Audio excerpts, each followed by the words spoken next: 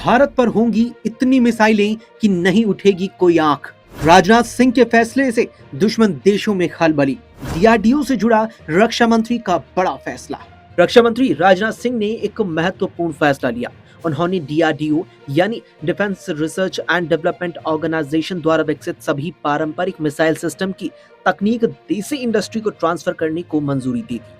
ये transfer of technology प्रक्रिया देश में ही इन मिसाइलों के उत्पादन का अब रास्ता खोलेगी। पहले ये तकनीकी मुख्य रूप से सरकारी संस्थानों तक सीमित थी। अब प्राइवेट कंपनियां भी इनका निर्माण कर सकेगी। ये कदम रक्षा क्षेत्र में आत्मनिर्भर भारत के विजन को मजबूत करने की दिशा में उठाया गया है। इस फैसले से भारतीय कंपनियां एडवांस मिसाइल सिस्टम का उत्पादन देश के अंदर ही कर पाएंगी। उत्पादन लागू योग्यताओं, प्रमाण पत्रों और नियामक आवश्यकताओं के अधीन होगा, यानी कंपनियों को जरूरी मानक पूरे ही करने होंगे। डीआरडीओ अब मिसाइल विकास के औद्योगिक उत्पादन की ओर बढ़ेगा। वो घरेलू उद्योग की क्षमताओं का पूरा इस्तेमाल करेगा। इससे मिसाइल निर्माण की पूरी श्रृंखला देश के अंदर मजबूत होगी।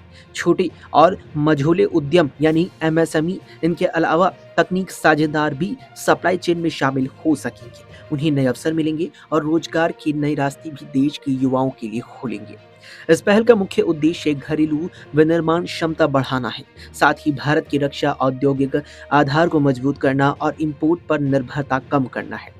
अभी कई एडवांस हथियार प्रणालियों के लिए विदेशों पर निर्भर रहना पड़ता है। अब जब तकनीक भारतीय कंपनियों को दी जाएगी तो देश अपनी जरूरत की मिसाइलें खुद बना सकेगा। इससे न सिर्फ विदेशी मुद्रा बचेगी बल्कि आपात स्थिति में आपूर्ति भी सुनिश्चित रहेगी। रक्षा उत्पादन में निजी क्षेत्र की भागीदारी बढ़ने से नवाचार और प्रतिस्पर्धा भी बढ़ेगी। यह फैसला डीआरडीओ की उस नीति का हिस्सा है जिसमें वो विकसित तकनीकों को उद्योग तक पहुंचाने पर जोर दे रहा है। पारंपरिक मिसाइल सिस्टम में कई तरह की मिसाइलें शामिल हो सकती हैं जो पहले से विकसित हो चुकी है। इनके उत्पादन से भारतीय सशस्त्र बलों को तेजी से आधुनिक हथियार मिल सकेंगे। एमएसएमई को मिसाइल सप्लाई चेन में जगह मिलने से पूरे क्षेत्र में कौशल विकास होगा। कंपनियां नई तकनीक सीखेंगी और वैश्विक बाजार में भी अपनी जगह बना सकेंगी। अब कंपनियों को जरूरी योग्यताएं और प्रमाण पत्र हासिल करने होंगे, उसके बाद ही उत्पादन शुरू हो सकेगा।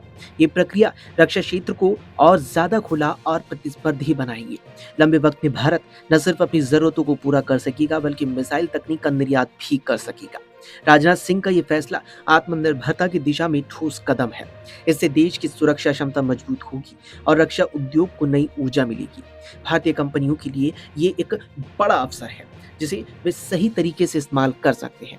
ऐसे में अब माना जा रहा है कि जिस तरीके से भारत लंबे वक्त से अब तक अपनी सुरक्षा के लिए मिसाइलों का आयात कराया करता था, लेकिन अब उस डेटा में यहाँ भारी कमी आने वाली है, क्योंकि भविष्य में जिस तरीके से मौजूदा आत्मनिर्भर भारत के मिशन को ध्यान में रखते हुए यहाँ अब मिसाइलों का निर्माण और उत्पादन खुद भारत में ही होगा, जो मेड इन इंडिया को भी बड़ी यहाँ ताकत देगा। उसके बाद अब माना जा रहा है कि इससे भारत का जो मिसाइलों का स्टॉक होगा वो बिल्कुल भी कोई भी कमी नहीं छोड़ने वाला है और भारत पर मिसाइलों की कोई कमी नहीं होगी।